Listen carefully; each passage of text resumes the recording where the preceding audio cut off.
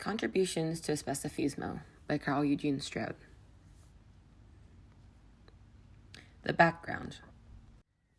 In social anarchism and organization, the Anarchist Federation of Rio de Janeiro, FARJ, devotes an entire chapter to chronicling and unifying around explicit contributions and influences to their own practice of Especifismo. On the surface, this kind of chapter in a book can appear to be the typical work of internet researchers, coming off like a script for a video essay.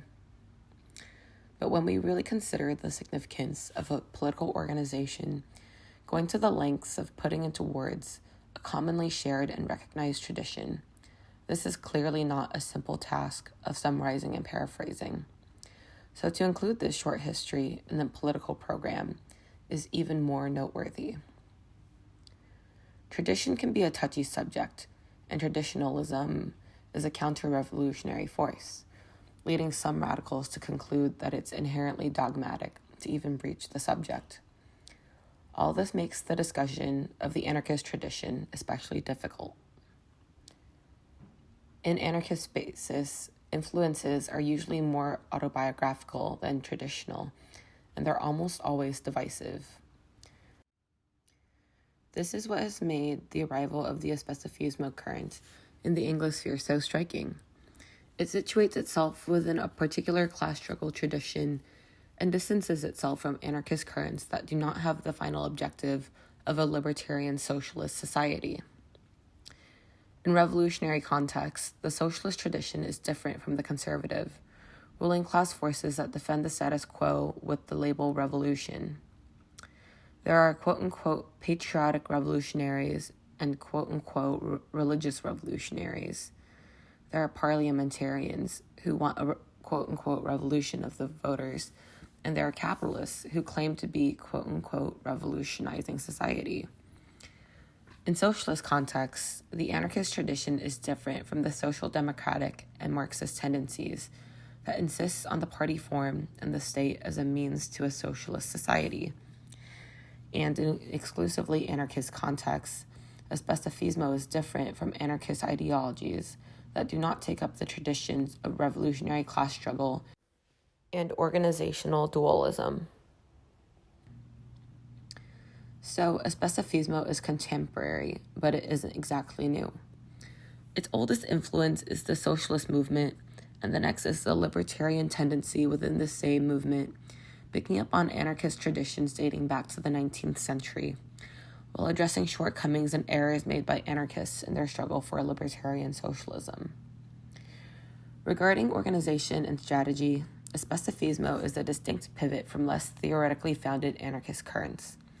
This is not an ideology for scoring points in debates, and it does not claim to provide a moral sense of righteousness to its militants. It does not consider anarchism a belief system or a pledge, nor is it something springing from our inherently rebellious human nature. Anarchism, if it is to be a revolutionary force, must be a political project, seeking transformation for all of society, not for only the most radical individuals. This is what is meant by social revolution, an objective realized through organized militancy. Militant commitment. Are we more committed to being cool or to revolutionary militancy? This is a real question that militants should be comfortable seriously asking. Especifismo insists on the organization asking this kind of question of its militants and its militants asking it of each other. Responsibility like this is mutually reciprocated. Quote, militant commitment imprints a link between militant and organization, which is a mutual relationship in which the organization is responsible for the militant, as well as the militant being responsible for the organization, as well as the organization owing satisfaction to the militant owes satisfaction to the organization, end quote. This degree of militant commitment is characteristic of Especifismo and is related to its emphasis on strategy. Quote, an Especifista model implies that we have to do things we don't like very much, or to cease doing some things we like a lot. This is to ensure that the organization proceeds with strategy. with everyone rowing the boat in the same direction, end quote. This is not an organization of capable individuals looking to spectacularly exercise personal whims and individualistic experimentation. Militant commitment is not only about agreeing to share responsibilities with others, it is also about respecting certain priorities. This collectively increases the social force of the individual militants. What good is a committed militant who refuses to go in the same direction as their comrades? Trust between comrades requires commitment from everyone involved, and organizing a space where this trust can be employed as a revolutionary tool means everyone agreeing to act with a single strategy, a group orientation that is clearly defined and entirely explicit. Otherwise, our actions and efforts do not have the desired impact. Quote, causing many of them to be lost. To act with strategy, as we have seen, implies taking into account a plan of all the practical actions performed by the organization, seeking to verify where you are, where you want to go, and how. In many contexts, simply having a conversation about strategy is no simple task. Arriving at a strategy that everyone will commit to is another feat altogether. So, militant commitment is needed at every step along the way, to produce and articulate the strategy beforehand, to realize the strategy in the real world with changing dynamics and oppositional forces, and to reflect on the strategy and evaluate its effectiveness going forward. Militant commitment is the fundamental element of revolutionary organizing and effective direct action. It is the collective force behind the specific anarchist organization. The political organization. The specific anarchist organization discussed by FARJ is not just any anarchist group. It has distinct characteristics, and not all social anarchists choose this model of organization.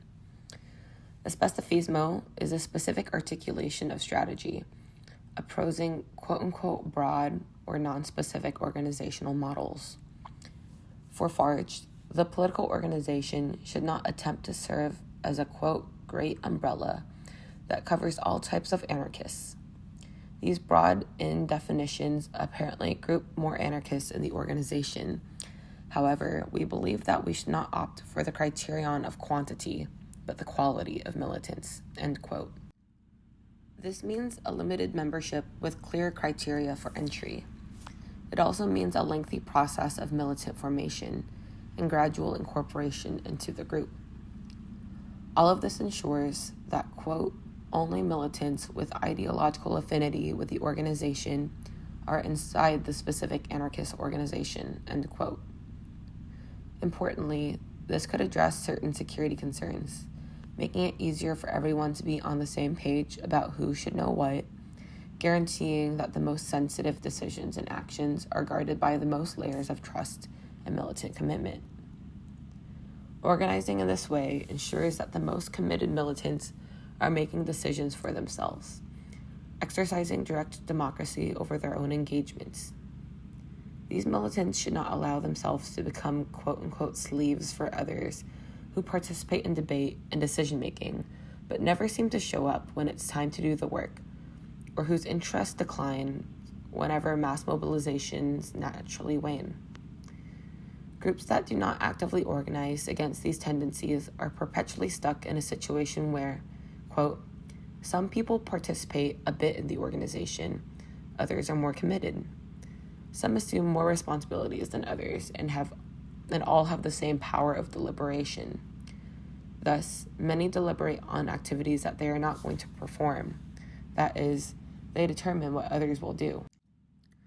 When an organization allows for someone to deliberate something and not assume responsibilities, or that they assume responsibilities and do not meet them, it allows for an authoritarianism of those who deliberate and put work on the backs of other comrades, end quote. This problem negatively affects the anarchist movement everywhere. Today, the organizational model of Especifismo has garnered interest because we are desperate for ways of avoiding this all-too-common outcome. In their writings, FARJ outlines how this can be done through multiple fronts of engagement, varying degrees of commitment, and a militant defense of collective responsibility, inspiring anarchists internationally, but not without criticism. The critiques.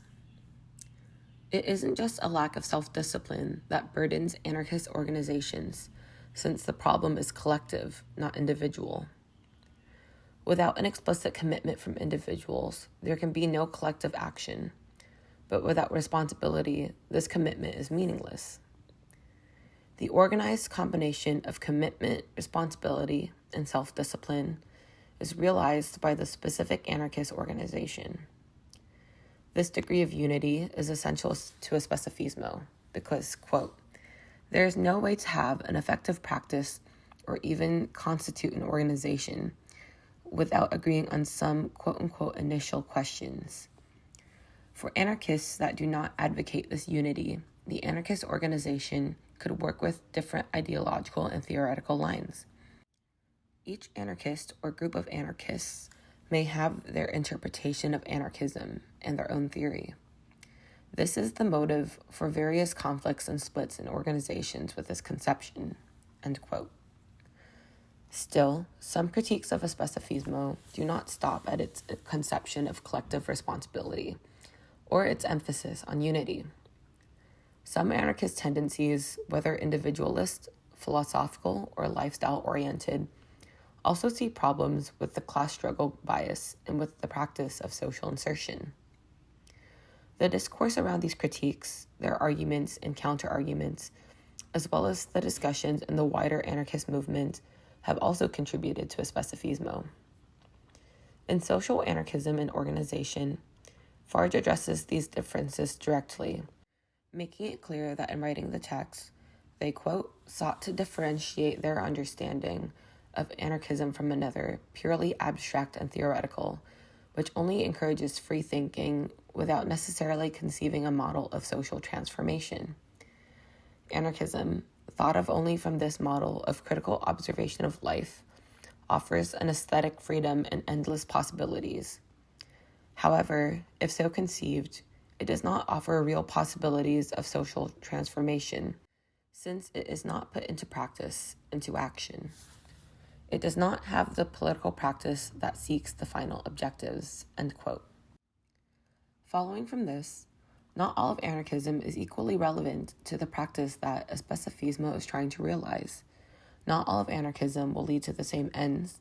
Not all of anarchism is revolutionary, and not all of anarchism is part of the socialist movement. Individualists and bourgeois anarchists.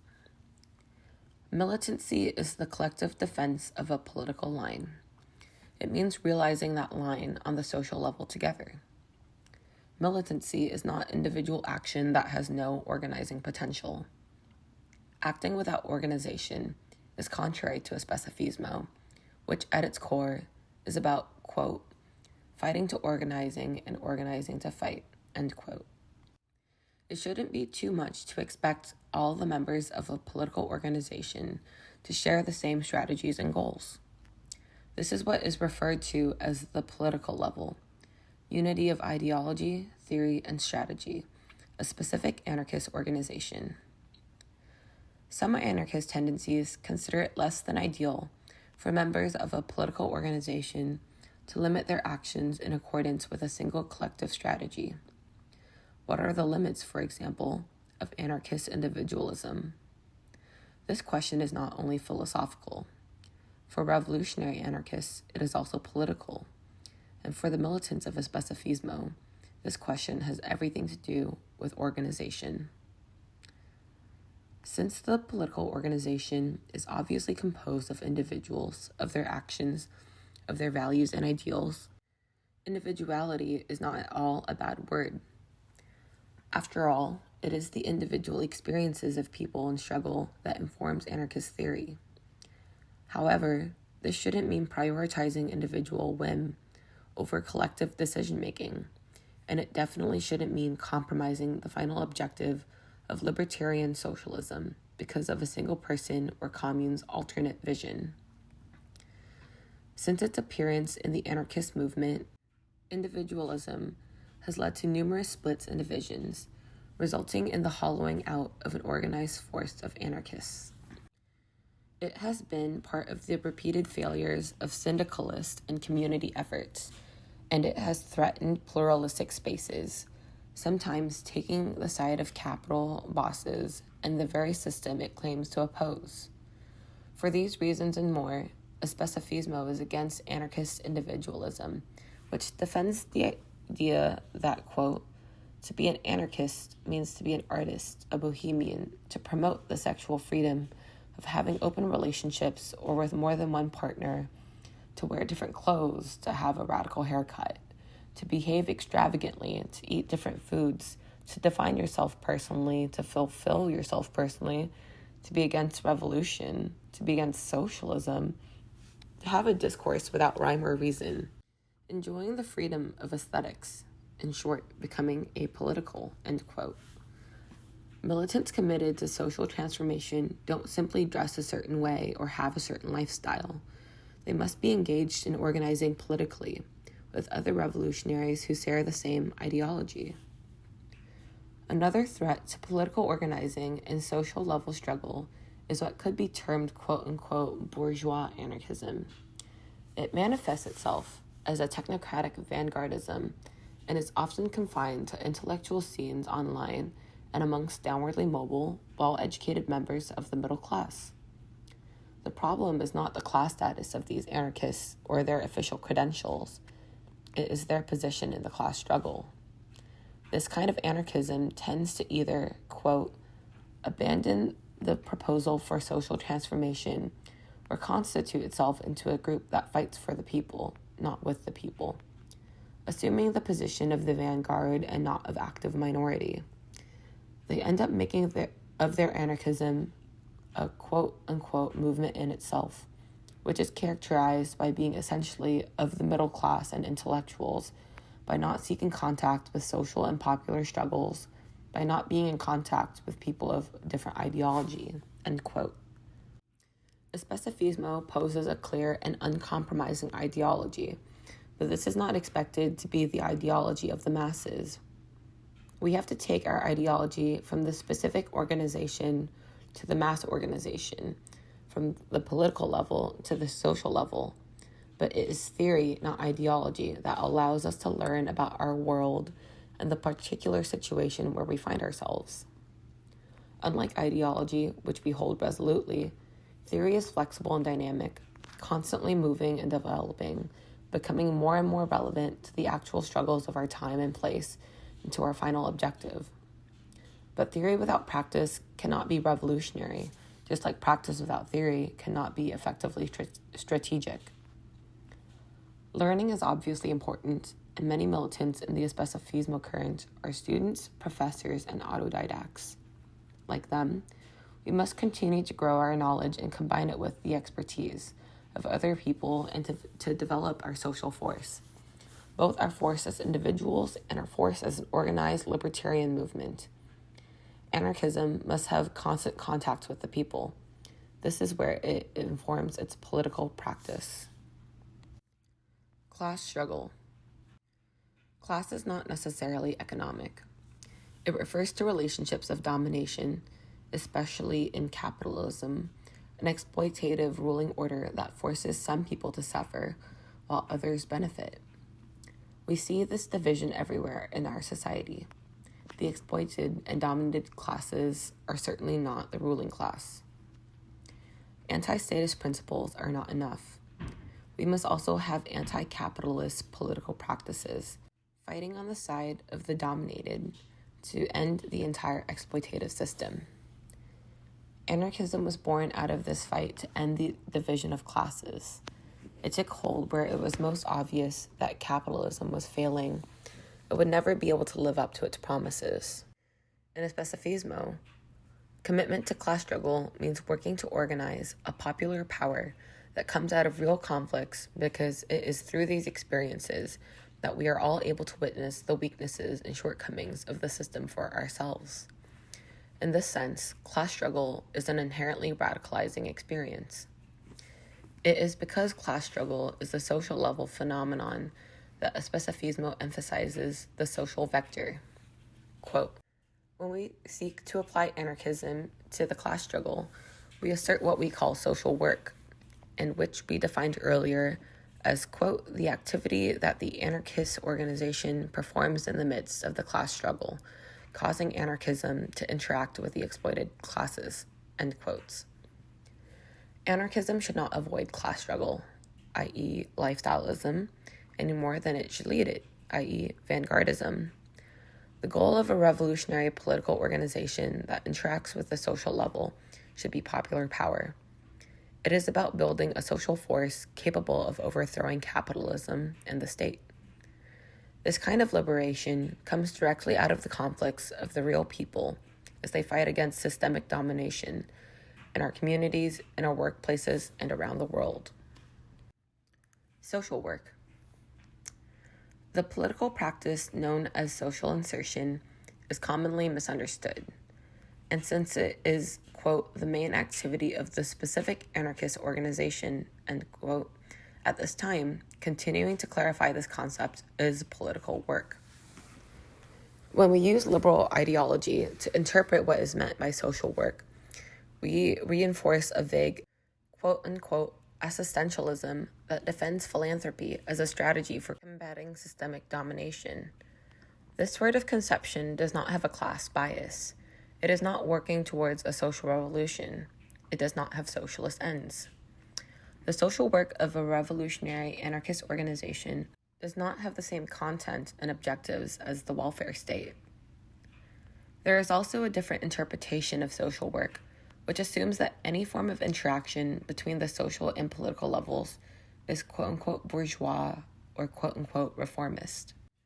This is an extremist position that FARJ refutes, saying that, quote, anarchism should not be confined to itself, nor shy away from social movements and people of different ideologies.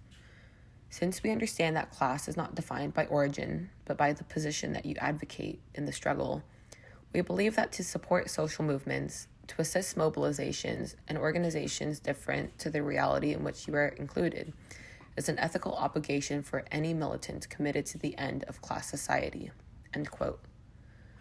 Avoiding this kind of interaction with people from different schools of thought will only isolate anarchists from mass mobilizations, making anarchist practices and principles irrelevant. The idea of, quote, position in the struggle, unquote, not only refers to the ethics of anarchist militants, but also the point of contact where the political organization has influence in social movements. This is where new theories, practices, and information are obtained by revolutionary militants. Through the flow of ideas, the political organization is able to develop in a way that is always relevant to the struggles of its own time and place. Without an understanding of social insertion in the class struggle, Especifismo is wrongfully criticized. While the alternatives proposed by other anarchists are not always clear, it seems that, quote, besides, at least apparently, not having a strategic formulation of what happens in practice, is that these anarchists seek to work with propaganda, very restricted to publications, events, and culture. Propaganda is also central for us, but it is not enough if done without the backing of social work and insertion. With this support, propaganda is much more effective. Therefore, propaganda in Especifismo should be performed with these two biases, educational or cultural, and struggle with social movements, end quote. Anarchism has a long tradition of critique and defense of certain tactics, strategies, and organizational models, while clearly opposing others. This tradition has roots that go back to the birth of the anarchist movement, from within the struggle for socialism, and it is from these roots that Especifismo traces its influences. The influences. Bakunin and Malatesta, Magon and Makhno, the Russian Revolution, the Spanish Revolution, the Anarchist Federation of Uruguay, the FAO, anarchists on multiple continents, from more than 100 years of history. These are the influences mentioned by the Anarchist Federation of Rio de Janeiro, FARJ, in their text Social Anarchism and Organization. All of these, in some way, have contributed to the theory and practice of Especifismo. For people becoming newly familiar with anarchism and anarchist history, the quantity of names and events mentioned can be intimidating. This causes some of us to resist new information that may require additional research, while others don't see the value of studying history that is not immediately relevant to our current lives. This summary is meant to serve as a small collage of figures, events, and organizations that are relevant to a general study of Especifismo. It is a very basic introduction, a quick overview of their relevance to this internationally growing anarchist current. For people who are already familiar with the historical references, there remain other pertinent questions. What do the influences of Especifismo have in common? What is the significance of these influences as opposed to others?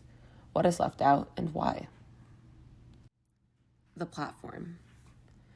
Nowadays, when discussing contributions to Especifismo, quote-unquote, the platform, a document written by Ukrainian anarchists exiled during the Russian Revolution, takes a primary position. Though the two are commonly associated, and today their militants affiliate with each other on the international level, Especifismo does not come out of or pick up on a particular thread of influence from platformism. Simply put, Especifismo is not platformism. It is not a Spanish language equivalent. It is not a modern Latin American branding of the same thing. To begin with, platformism is not a thing of the past. There are contemporary platformist organizations existing to this day, and they do contribute to Especifismo. Secondly, platformism was originally born out of the organizational mistakes of anarchists during the 1917 Russian Revolution, a very specific event in world history.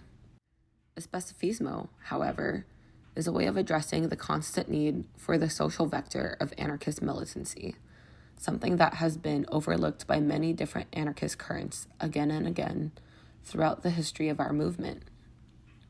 So, despite being influenced by Bakunin, the platform is not really the lost twin of Especifismo that it is sometimes assumed to be. Still, these assumptions are not entirely misplaced. For example, FARJ cites the platform as having influenced their own political practice, and we can see that the desire to improve anarchist organization is the basis for the articulation of both Especifismo and platformism. It is their most fundamental commonality. Both express an urge to correct the mistakes of anarchists, mistakes that were born out of real struggle, genuine reflection, and honest analysis. We can say that the two currents have the same conception of anarchism as a collective practice informed by experience. Still, there are subtle differences which become more obvious in comparing the relatively short platform document to Social Anarchism and Organization, a detailed organizational program in 15 parts. One significant difference is that the original platformist document does not go into detail about theoretical questions of anarchist organization. While it does describe a specific union of anarchists emphasizing federalism, technical unity, etc., it was informed primarily by military actions during an active war. In our own context today, an armed military uprising is not a short-term likelihood. We find ourselves at a different point in the revolutionary struggle, and this is one reason that the Especifismo current has had such resonance in the anarchist movement internationally. It lays out a theory for militancy that is generally relatable. This is not something overlooked by the anarchists who wrote the platform. It was simply not their concern. Nevertheless, a century later, and in completely different situations, the platform continues to serve as one of the most relevant reminders of, quote, the importance of the involvement of anarchists in the class struggle, the need for a violent social revolution that overthrows capitalism in the state and that establishes libertarian communism. It is also an important contribution on the question of the transition from capitalism to libertarian communism and on the defense of the revolution.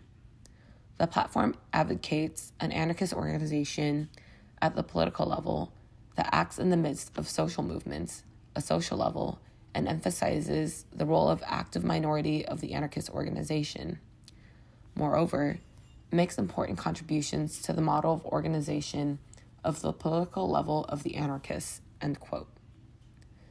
Many of the similarities between the two currents have been elaborated on and developed in the 21st century by militants who are still active. These ties continue to strengthen today. FAU, Federación Anarquista Uruguaya. The ideas of Especifismo are not novel ways of interpreting anarchism. The current is deeply tied to the revolutionary struggle for libertarian socialism. Especifismo has a class struggle bias born out of the anarcho-syndicalist tradition in Latin America. FAU, the original source of Especifismo, as we understand it, was formed in 1956 and still exists to this day. In addition to syndicalism, they were also influenced by, quote, the expropriator anarchism from the Plata River region.